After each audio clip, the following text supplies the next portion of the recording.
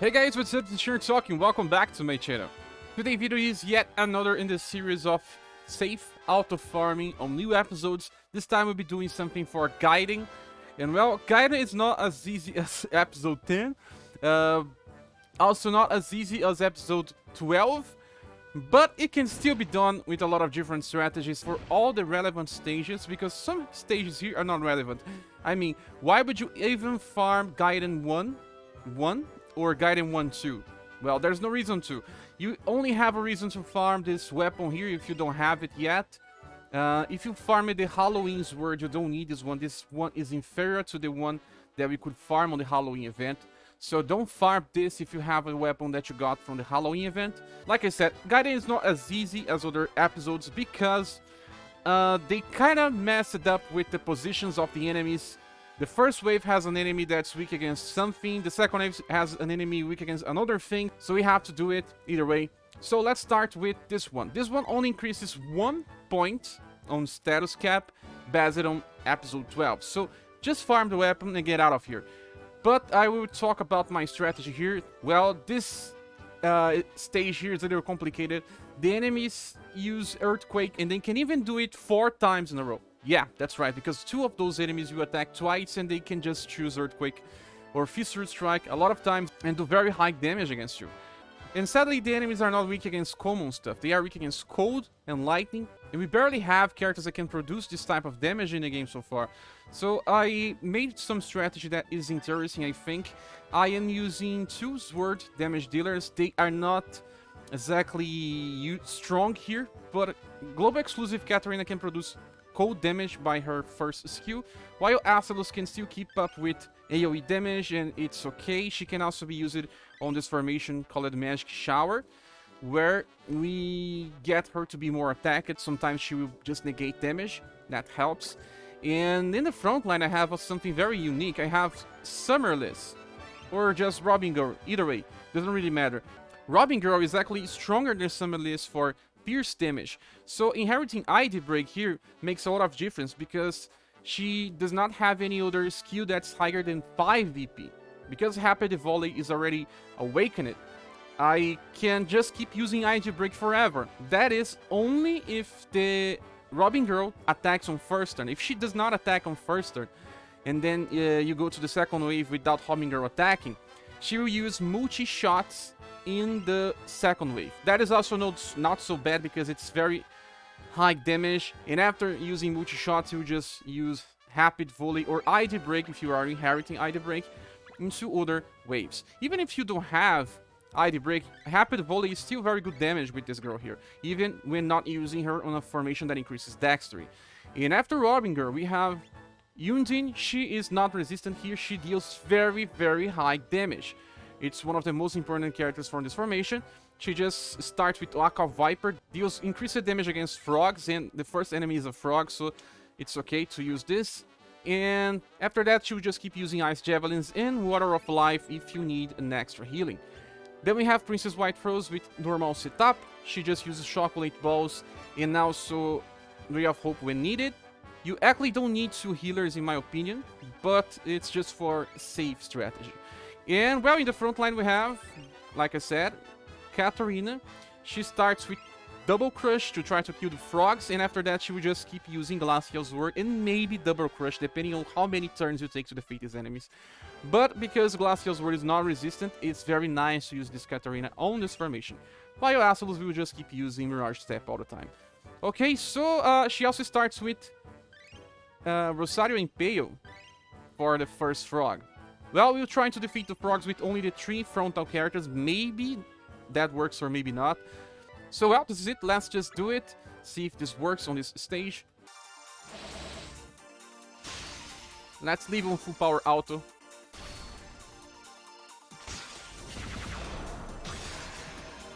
Starts with Rosario Impale. Then we have ID Break and Double Crush.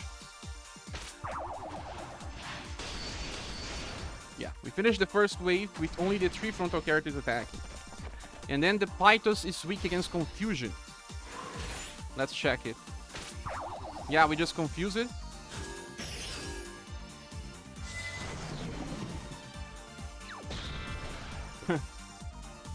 but super, super fast this time. So, this enemy here, it's a problem. The Medusa can just use Gaze. It's very strong, can inflict charm or kill you straight away. And the other enemies here, the Crawler, can attack 2 times. And they have a lot of things that can just kill you, like Earthquake, like I said. Earthquake is very strong. So that's the reason why you should bring helmets into all your characters. I forgot to say about this, but using helmets is super important here to decrease the damage from Earthquake. It's the most important type of equipment that you should be using here. So let's just turn full power auto again.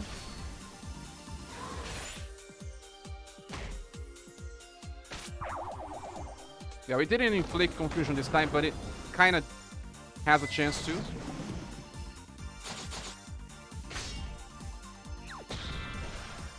Now, at least the Medusa is dead. They kill it, Global Katarina this time, but they don't always do this. If you want more speed, don't bring Water of Life with your teacher Yunzin. Just leave your Princess White Rose for the healing job. Well, people combo, that will be very easy this time.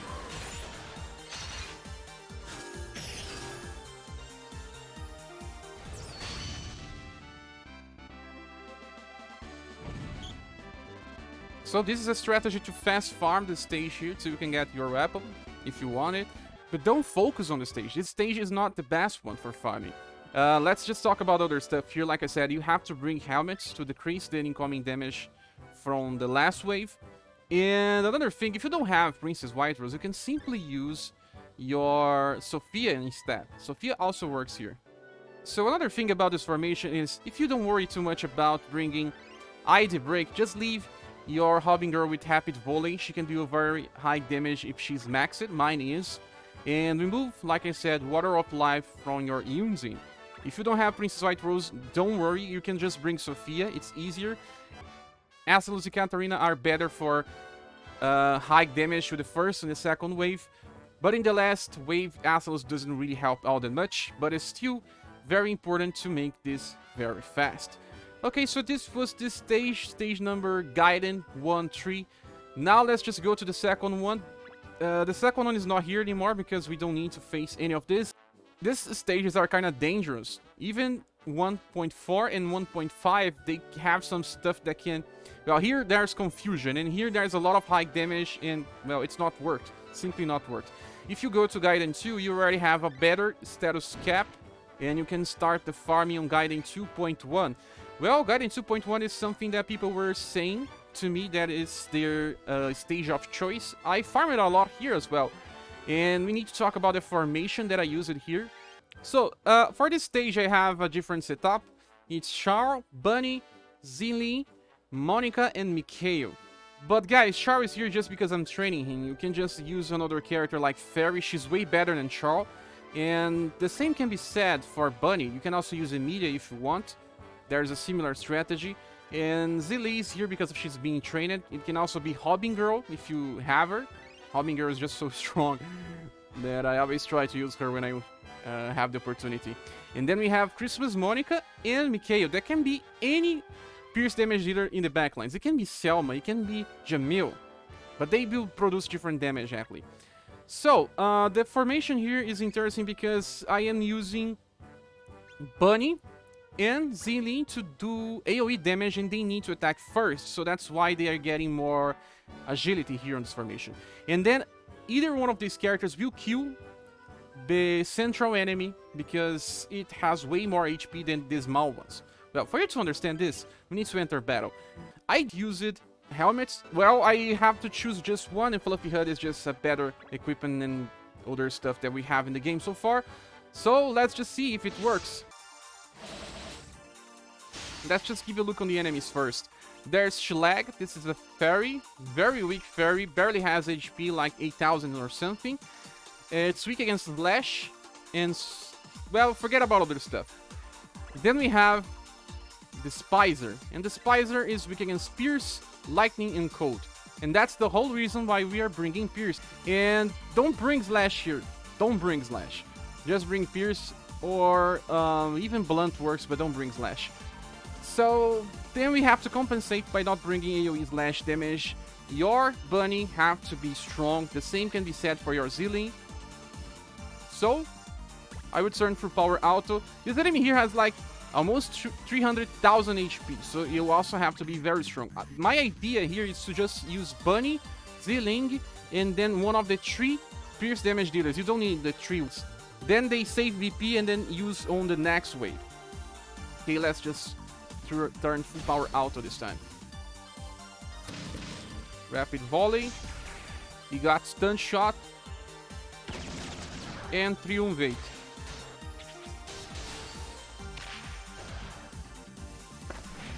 Very good. You know, Monica and Mikhail will have more BP to use here and on the next turn. So turn cross is kind of too much here. Mikhail has Screwdriver. So we just finished in 1 turn as well here.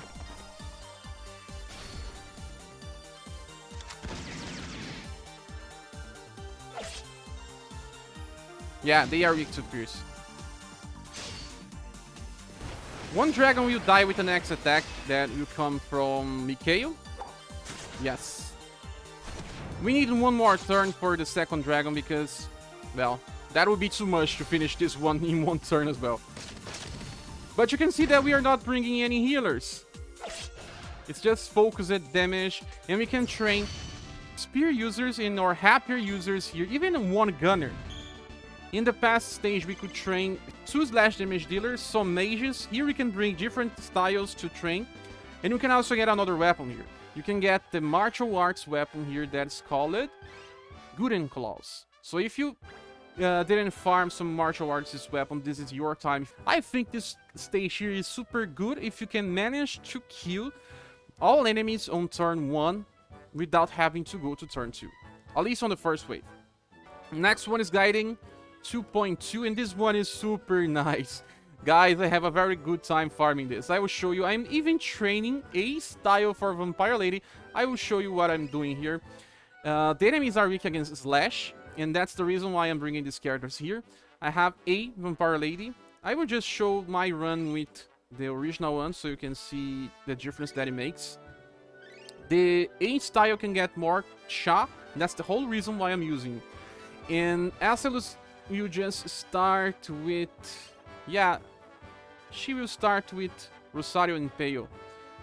That's not all that good, but it will have to be this way. I have the new Ellen, and she has Heavy Slash. That's a column attack that will hit the last wave for very high damage.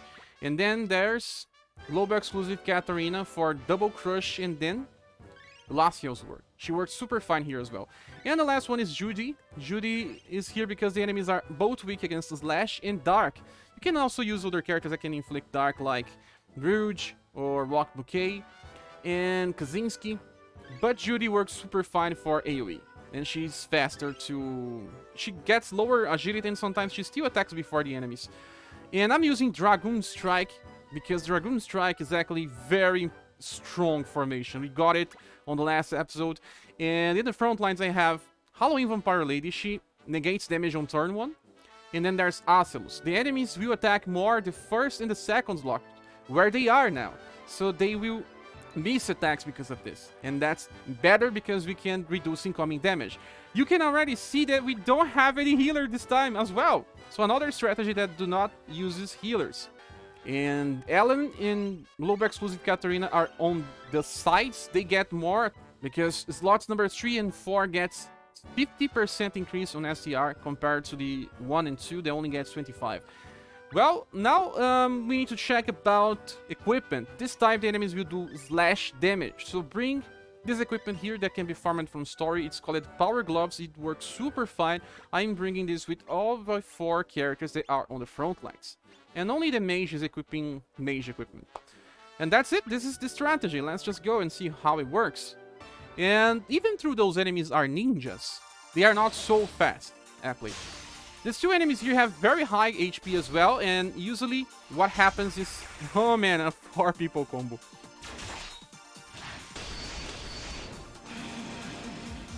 they don't always die before Judy attacks. Sometimes she needs to attack, sometimes she do not need to attack. Depends on how many attacks you get, if you get some combos or not. This enemy can be charmed as well. He just got charmed. And Glacial's Word deals very high damage as well. Don't worry too much about Poison, because this is not the strongest enemy. The strongest enemy is on the next wave. So it's also good that Halloween Vampire Lady will probably attack before Global Exclusive Katarina, so that she saves BP for the next turn, where she will have more BP. Maybe she will just use Double Crush. Let's see what happens. Not yet, but I think on the next turn she will. Depends if she gets BP on turns or not. The only problem is that there's Cyclone, but we are using equipment to resist Slash, Moonfall Slash, and Waterfall Blade. Now one is dead already. They will die on the next turn.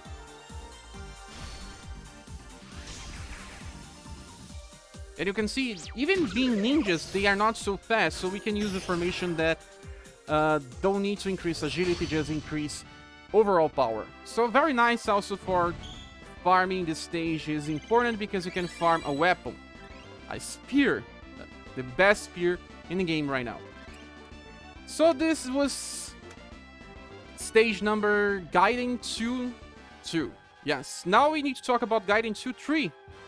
Gaiden 2-3 is, let's see here, I have a squad for this as well. Yes, I have two, because I have to explain a little about this stage. It's not exactly that much safe unless you have the perfect combinations, and that's the whole reason why I have two different formations, and I can also train different styles. The enemies are weak against Blunt and Sun, save for one wave. And I'm bringing Bunny, Cat, Azami, Blue, and Princess White Rose. The formation is Happy String. This formation here is Happy String, and they will get to attack before the enemies. They have very high agility on the first wave. And I am also bringing helmets for equipments. And let's see, the Blue and Princess White Rose deal some damage. If you do not have Blue, you can use Kongming. Kongming is even stronger than Blue. And if you don't have Princess White Rose, you have to use Sophia. But Cat and Azami can also be replaced by Leonid or other martial artist user. They are good because they start with something that's super important here. That is Punishing Palm. The first wave have enemies that are so fast that you need to attack very fast. That's why martial artists are good. Bunny has also very high agility. That's the reason why I'm using her. I need 3 AoEs on the first wave to kill them. And if I don't kill them, we can have some problems. Well, let's just go here and check how it works.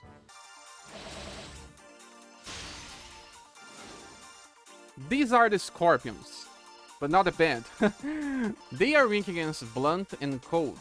They are not resistant to anything else, but there's a problem here. They have very, very high agility. And they also have very strong attacks. They can kill you with Mega Thrust. They can poison you in Stone Showers, an AoE attack. And that can also be something that will affect your performance on the next waves. So we need to kill the Scorpions before they attack us and very fast. That's the whole reason why I'm using Happy the String, and I have 3 damage dealers that are enough to kill them. And the mages are not as fast as the martial artists and bunnies, so they will not attack on this turn. Usually they don't. So let's turn full power auto and see if everything goes according to plan. Well, sometimes you get a combo, but 2 punishing palms are not enough to kill it. This time it was because there was a combo. But unless you don't have a combo, you have to attack 3 times. I mean, Bunny, Azami, and Cat. Only 1? Those enemies are also very strong. Let's check them. Pyrorex. They are actually weak against Cold and Lightning. But you should not worry too much about this. At least they are not resistant against Blunt or Sun.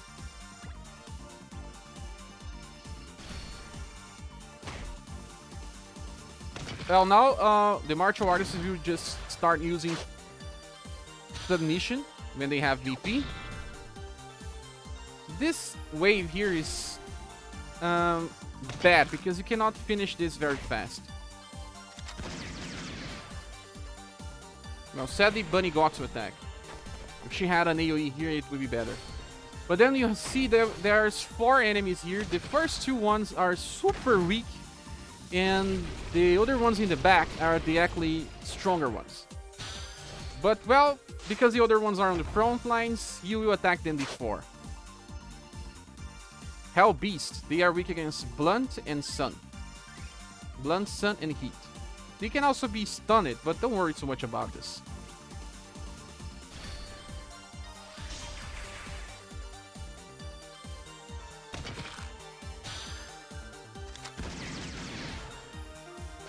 Also, by using rapid strings, you will see a lot of combos, because the agility from your characters are very comparable and higher than the enemies. That increases your chance of doing combos.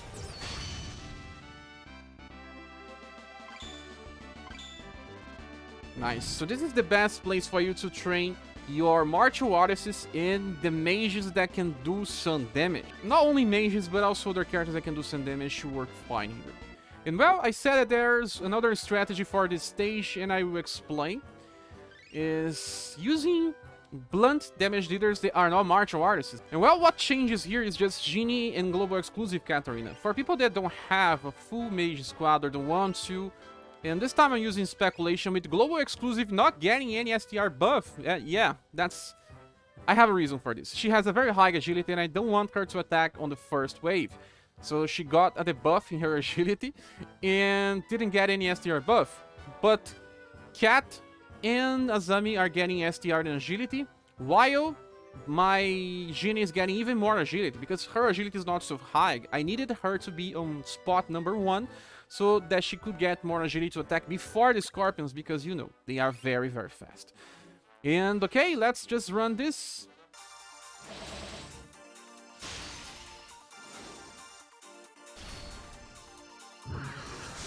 Punishing Palm. Punishing Palm. Well, you see. Sometimes my Genie chooses not to attack before the enemies. Attack it before 2 at least. I still have some training for her. Maybe in the future she will attack before them. So we save it, BP with global exclusive Katarina. That's something we wanted. Now it's time to use it. And that's the whole reason why I'm bringing her here. Even if she is resistant on the 3rd wave, her damage is so high that compensates bringing her here on the setup. Oh man, they killed White Rose. Well, we can still win, but sometimes these things happen.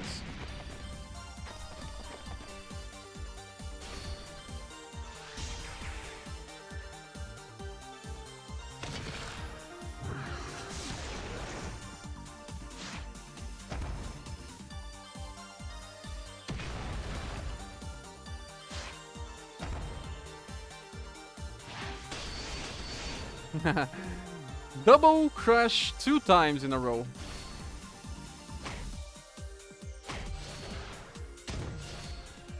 So you can see, even if they one shot or White Rose, we still won with no problems. It's super safe to use this strategy here. We got intelligence. We are smart now, Genie. And that's the second strategy that can use here. And now we will talk about the last stage. This one drops a new weapon. That's a Greatsword, so it's good to farm this. And this one is exactly the first one I talked in a past video. And I used a different strategy on that video. Now I'll be talking about a different one. So it will be this one here. Let's click on Edit. I will explain what I'm doing here. So I am using Divine Wall this time. If you want to see the different version, you can see on my past video. That one relies more on attacking before. This one does not need to attack before the enemy. But this one, you can kind of bring characters that are not fully developed. We have Selma. I'm training Selma here. And there's Mikhail. It's A Mikhail. It's not even SS Mikhail. And I have in the front line Shaw. You can just replace Shaw with Fairy. I will replace Thomas, because Thomas here is just not being useful. But my fairy is just so strong now that I barely have any status to get. So that was the reason why I was using Thomas. And equipment, you just bring helmets, and fairy needs more power, so that's the reason why she has power gloves. But you can just focus on light armors and helmets. It works fine. So, well, let's just give a little look here. Yuns in here for Bubble Pop and Water Hammer. Yes, so let's just do this. Let's see if it works. Charles, you do more damage than Thomas at this time, because my Thomas is still not fully trained. So, the first enemy is alone. Arch Supers is very strong, and we kind of don't want to have to use the happier users. But usually we have to use at least one. It has Hell Cloud that can kill you in an instant. Cyclone just use AoE damage. That's the reason why you can bring Power Gloves here. So let's just turn full power auto here. The problem is that with this setup, the enemy may attack before you a lot of times.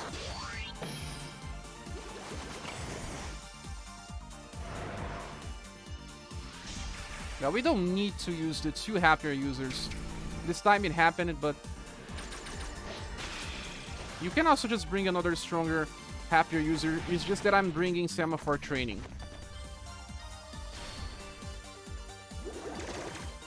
She can stun targets here. Really helps. If you don't have stun Yunzin, you can just bring the teacher one. She also works fine. Another good thing is that try to bring Feint, because it helps on this second wave. Whoa, very high damage. You can also bring a healing here with your Yunzin.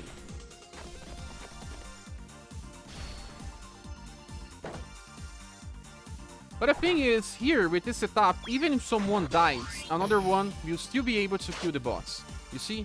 We just died with stun Yunzin. We will have enough damage to keep attacking. Especially if you have parry.